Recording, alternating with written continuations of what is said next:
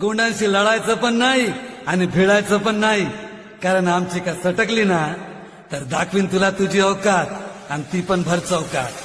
कारण मी बाबूराव शर्माके, राणी दुर्गावती, कुमराम भीमू यांना मानणारा गोंड आहे रे.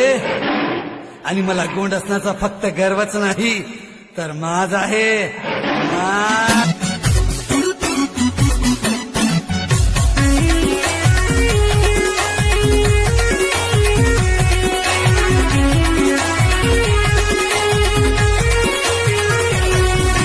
छोटे बड़े सबो संग संग वाली सो माया के बंधना बांध के, छोटे बड़े सबो संग संग वाली सो माया के बंधना बांध के.